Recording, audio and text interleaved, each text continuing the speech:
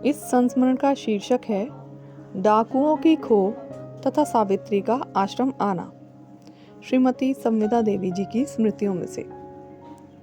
एक बार हम सबको साथ लेकर श्री महाराज जी कश्मीर गए। हम लोग 3 मोटरों से ये यात्रा कर रहे थे। जब हम लोग लौट रहे थे तो मार्ग में भक्त जी वाली मोटर बिगड़ गई। परिणाम यह हुआ कि भक्त जी अपनी मोटर के साथ रावलपिंडी तथा गुजरानवाला के बीच वहीं रुक गए। श्री महाराज जी ने राव साहब को आज्ञा दी कि तुम सुमित्रा, कमला, दोनों रानी, लक्ष्मा और बिरजी को लेकर रेल से लाहौर चले जाओ, हम बेजौक में रह जाएंगे।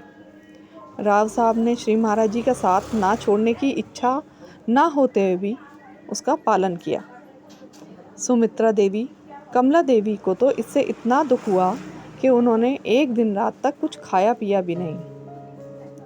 अब हम शेष लोग श्री महाराज जी, भूमानंद जी, लक्ष्मण, केशव देव जी, मैं, गोदावरी, सूरज देवी तथा मेरी एक बहन दुर्गी 2 मोटरों में बैठकर चले। लीलाधरी श्री महाराज जी ने ये यात्रा रात को प्रारंभ करवाई। श्री महाराज जी वाली मोटर पंचर हो गई। ठीक एक भयंकर पहाड़ी खो के पास, जिसमें बड़े बड़े डाकू रहते थे। 3 दिन पहले ही वहीं पर एक बड़े धनवान व्यक्ति को उन्होंने बड़ी बुरी तरह लूटा था। हमारी मोटरों की तरफ भी वो टॉर्च की रोशनियां चमकाने लगे। खतरे की जगह जानकर श्री महाराज जी ने अपने सिर पर चादर का साफा सा बांध लिया और हम लोगों से भी साफा बांधने के लिए कह दिया। फिर स्वयं 2 मोटरों के इधर उधर चक्कर लगाने लगे। साथ ही साथ वे हम लोगों से ज़ोर ज़ोर से बातें करते जाते थे और हर एक नाम के आगे सिंग लगाकर बोल रहे थे।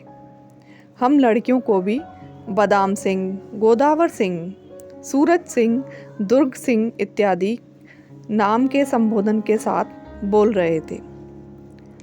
हम लोगों के पास वास्तव में कोई बंदूक या शस्त्र इत्यादि नहीं था, पर फिर भी श्री महाराज जी ने कहा, गणेशी, बंदूकें तैयार कर ले। गणेशी ने उत्तर दिया, महाराज जी सब तैयार है।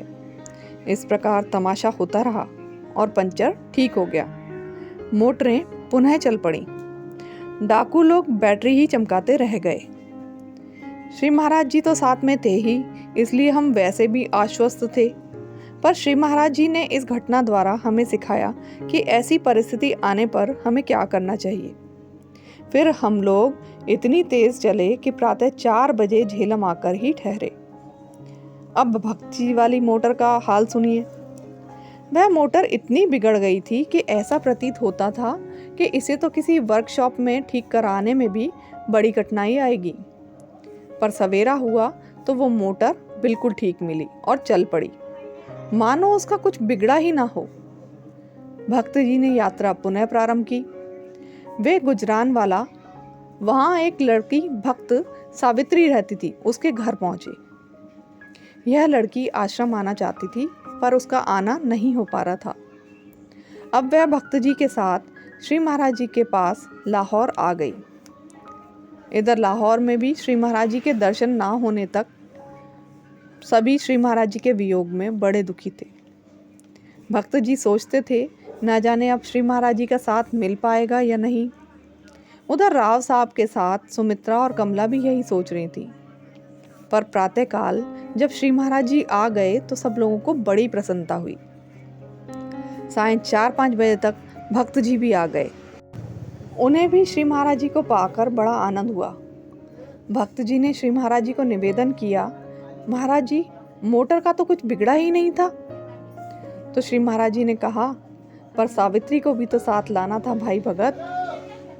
अब सबको स्पष्ट हुआ कि सावित्री को लाने के लिए ही स्वयं श्री महाराज जी ने यह माया रची थी। धन्यवाद।